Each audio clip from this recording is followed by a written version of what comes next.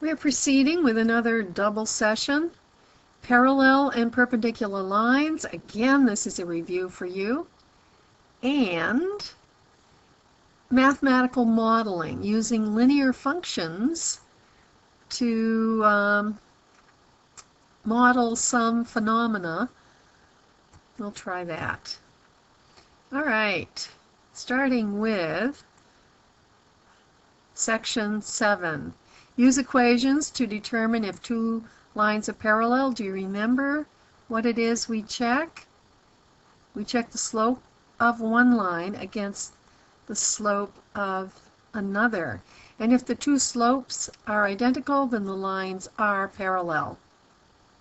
Write an equation of a line through a given point parallel to a given line. So what will we take from the given line? We'll take its slope and we'll put that into the equation that we are making for the line of interest. Okay? Use equations to determine whether two lines are perpendicular.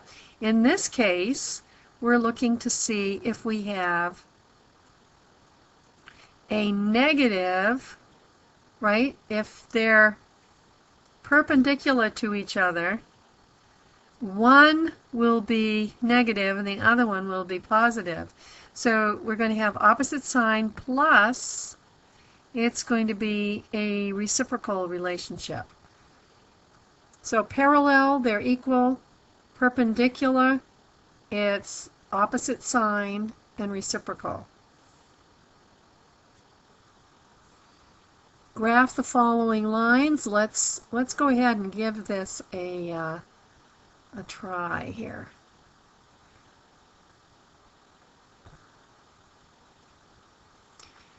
Y equals 2x.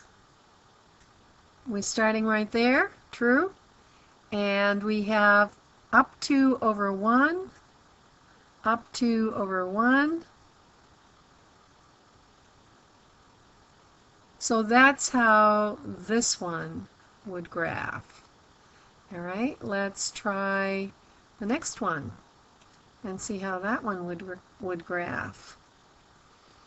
This time we are crossing the y-axis at -3. So let me put that in. -3. Now we look at the slope. Up 2 over 1.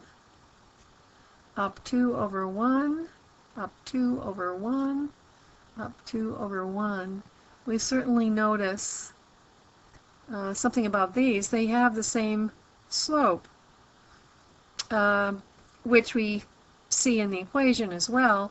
These lines are going to be, they are parallel to each other. We'll also do this.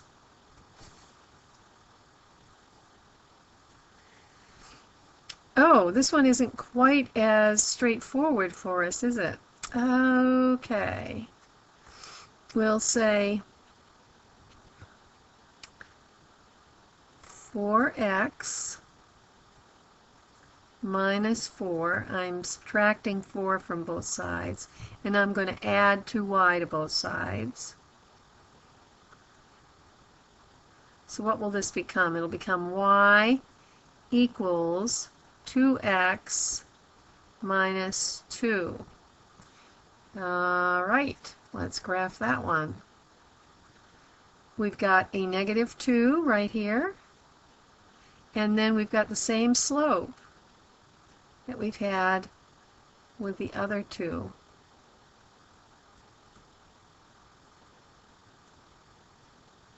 So now if I go and draw the line,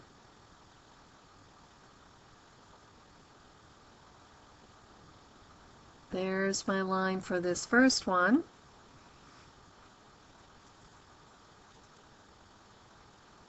There's my line for the second one.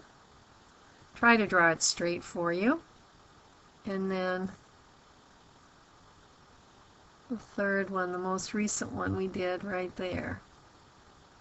So the only thing that has been changing here is what we have for an intercept. This one was 0, this one was -3, and this one was -2. Graph the following lines on the same axes. This one is going to be y equals 3x.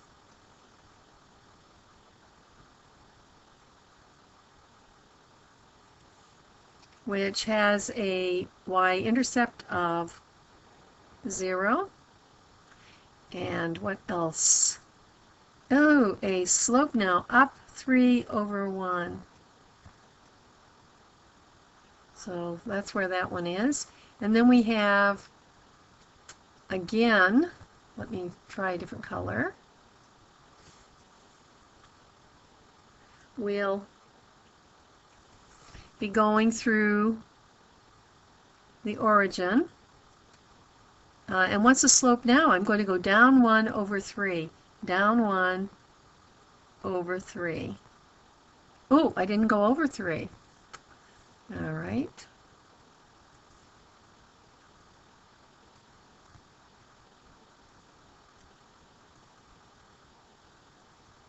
I only went over 2. That won't do. Okay, still good. All right, down 1/3.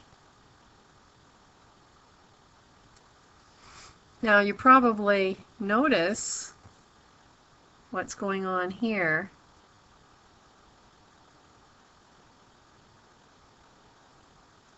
That's one of my lines.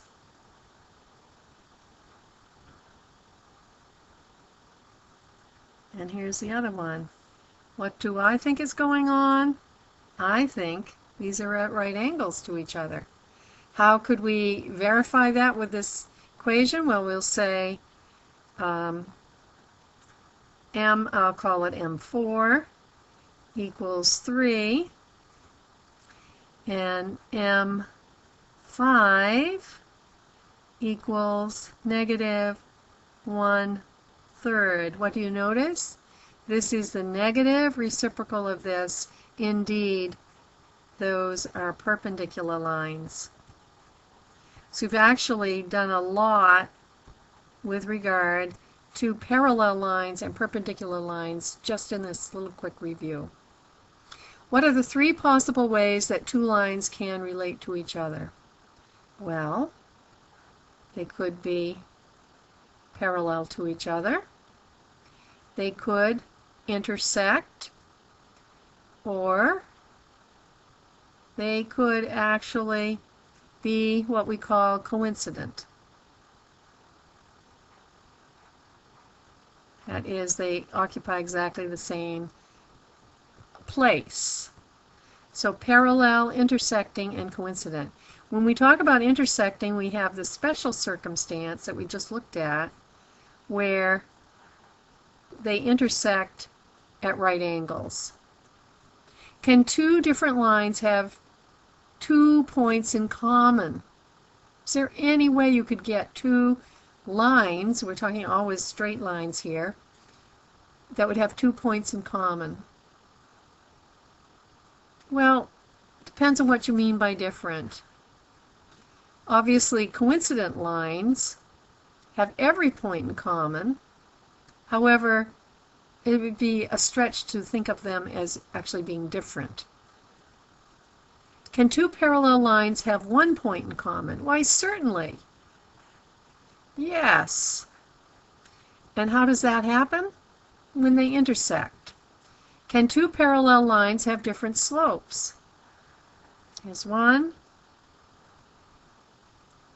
If they have different slopes, they aren't parallel.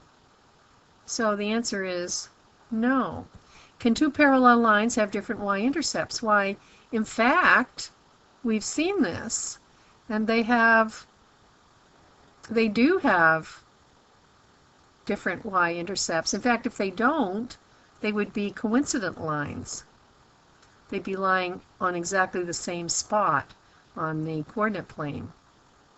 Determine whether the graphs of this equation and this equation are parallel. Well, it's pretty easy to figure. We look at the slopes are the same, the intercepts are different, so the answer is yes. Determine Determine whether the graphs of these are parallel. Now this isn't quite as obvious because they're not in the slope-intercept form. Let's get them there. So we can say 2y equals negative 4x plus 5, and we can divide everything by 2, and we know now what the slope of this first one is. Let's do the second one. Y equals, I'm going to subtract 4x from both sides, plus 7. So these have different slopes. So these are not parallel. Determine whether the graphs of these two are parallel. Again, I'm going to, let's see, I'll add 2y to both sides. 2y plus 12 equals 6x. And now I'm going to subtract 12 from both sides. 2y equals 6x minus 12. Y equals 3x minus 6. Oh my goodness. All right. They have the same slope, but what else? They also have the same y-intercept. So these lines are coincident. They don't lie alongside each other. They write in exactly the same place. Write an equation of the line parallel to this line. So the only thing that carries over is the slope. It has a slope of 5. So I've got y equals 5x plus b. We've been in this situation before. We have a point which we know is true, so we can pop in the x and y coordinates of the point that lies on this line. The 3 goes into my y, the 1 goes into my x, and so I end up with b equals, I'm going to subtract 5 from both sides, minus 2. The equation is y equals 5x minus 2. That's a parallel line that contains this point. If the product of the slopes of two lines is -1, the lines are parallel. Well, that's just a different way of understanding this relationship. And certainly if I multiply these two together,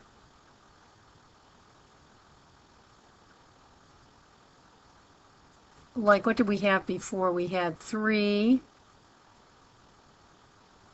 and if the product of the slopes of two lines, remember that was a -1/3, we multiply those two together, we get -1. Suppose that line A is perpendicular to line B. If the slope of line A is 3, let's try drawing something that looks sort of like that. That's A. What is the slope of line B? So line B, its slope, if this is 3/1 slope of A, then slope of B must be -1/3, the negative reciprocal. If the slope of line B is -3/2, what is the slope of A? It has to be the opposite sign, so it's going to be positive 2/3. Determine whether the lines are perpendicular. Well, I've got the slope of the first one is 5, and the slope of the second one is -5. So we're partway there. It does have the opposite sign, but what's missing? It needed to be reciprocal as well. So those two things have to be there. The negative reciprocal, so no. Write an equation for the line perpendicular to this line. So now I'm not looking to have the same slope. I want the slope to be the negative reciprocal. So my equation looks like this. -1/3 x plus b. And in this case, we're told what b is. B is 4. I don't have to do much calculation.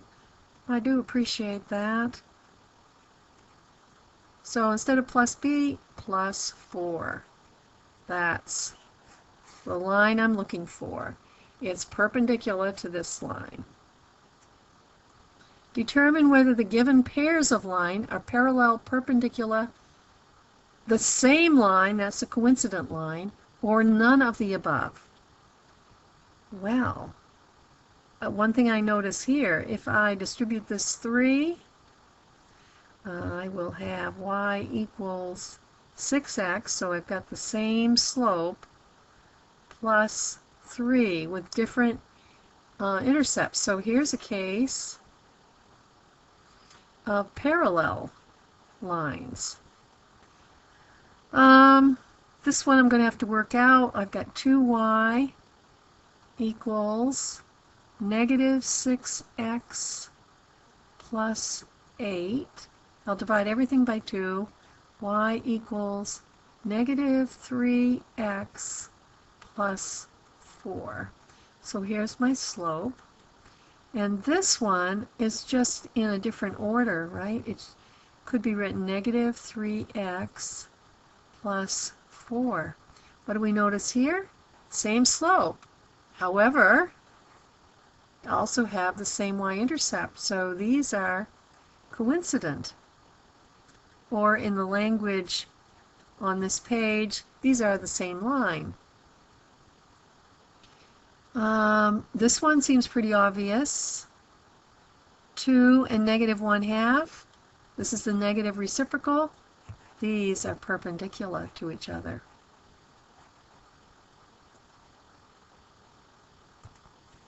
Write the equation to the line parallel to this. Okay, so we know our slope is going to be 3. Y equals 3x plus b. I'm going to insert the coordinates of a true point, 2 into my x, 4 into my y. So I will have b equals -6 and 4, -2. So my equation is y equals 3x minus 2. It's a minus. Wow, this is going well. Now we're going to try mathematical modeling. When a function is used to model a situation, we may have to think about other things other than it's just limiting its domain to what's possible. Mathematically, we may also have to limit its domain to what's possible based upon the situation. You have in your book on page 143 a very famous example, the linear model of the frequency of cricket chirps relative to the atmospheric temperature. Now, just think about it. If we're thinking about crickets chirping, would minus 40 degrees centigrade make any sense? No. Those poor beasts would be frozen. What about 100 degrees centigrade? Does that make any sense? No. They would be boiling, wouldn't they? Would a negative number of chirps make sense? No.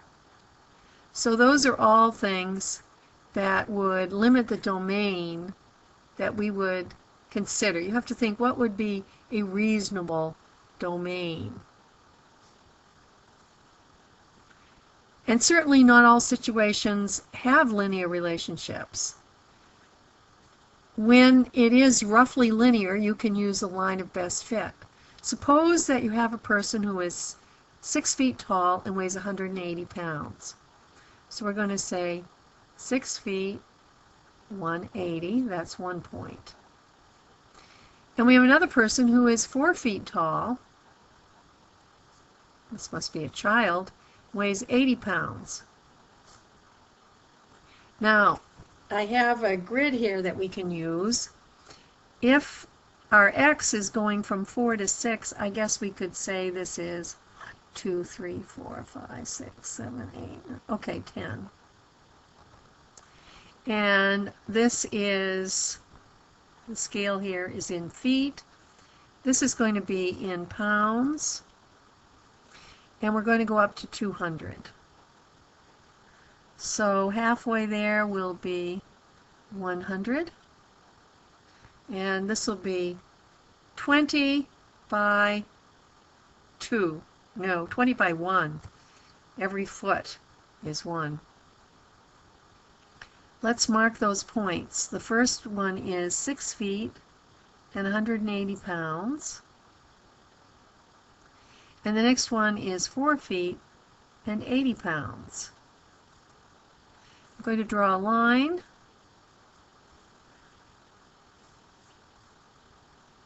Between those. And with that line, I'm going to see if I can estimate the weight of a person who is 5.5, 5.5 feet tall. So this would be 5, and this would be 5.5. So right about there.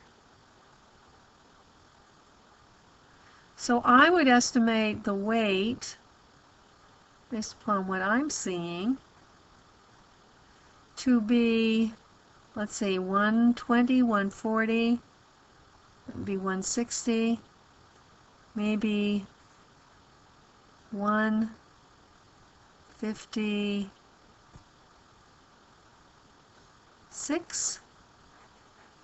So we can use this graph to roughly estimate.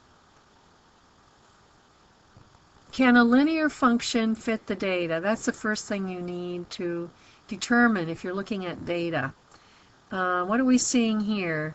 This is increasing by 10, and then by 10 again, and then by 10 again. So that's good. It seems to be, yes, consistent, always increasing by 10. So what did we learn about a linear function? The output should be increasing by some constant step as well if a linear is a good fit. Let's see. It might not be exact, but maybe it'll be close enough. Here we have an increase of how much? 6.7. And then we have an increase of, well, let's see, not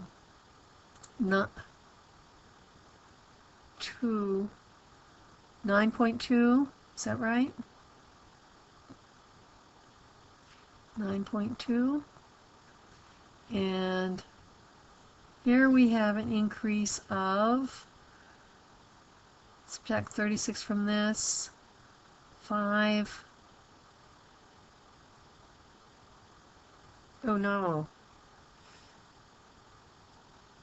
5.6. That doesn't look too even. And now this one is 50, 8.2 minus 41.669, 8.6, and finally, what is this one? 5.7. Well, that's pretty rough, but maybe it's close enough.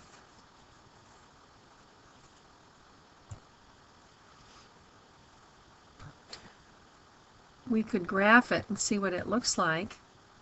So let's graph the data. If I'll say this is 50 seconds over here. We're in seconds. And this is going to be well,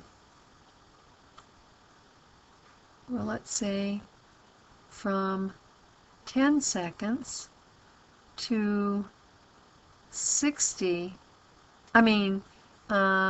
degrees Celsius. So we'll go up by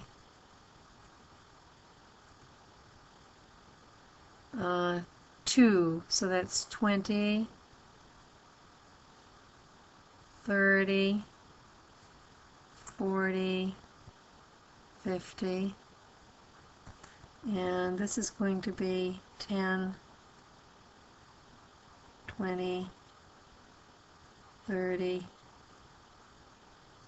40. We'll try fitting a line to this. Let's see. At time 0, it's right here, 20, just a little over 20. At time 10, it's at 26.8 or about 27, so we'll put it in right about here. At 20 seconds, it's 36, which would put it right about here. At 30 seconds, it's 41.6, so put it right about there. At 40, it's just a little over 50. Now it's funny, when I plot the points, it looks fairly linear. And then 50 be 55.9, so right about here. Well, you can see it's not really totally straight, but maybe it's straight enough. So I'm going to try drawing a line here that will kind of fit the best I can. And we'll choose 2 points that are close to the line. Well, I always like to get something that's right on the grid. Makes it. For example, do I have any? Yeah, this one right here. And this looks to me to be 0, 20. That's a nice point. And do I have another one that's really close? Well, I'm going to call this one 40, 50. Maybe compromising a little bit, but now I'm going to figure out what my slope is. My slope is 50 minus 20, that's my y coordinates, divided by 40 minus 0, or 3 over 4. And my y-intercept, I know because I chose my point so carefully, didn't I? It's 20. So my function would be y equals, and this would be the seconds. I probably should say t equals, and this I am going to put in temperature here. So the temperature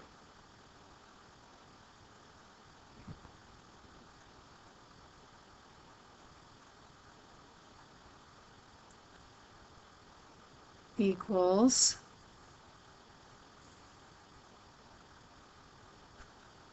3/4 times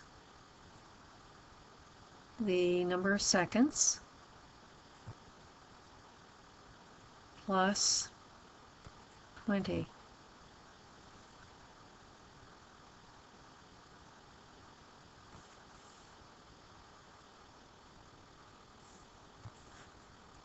We're done. And we covered 2 sections. I'm happy about that.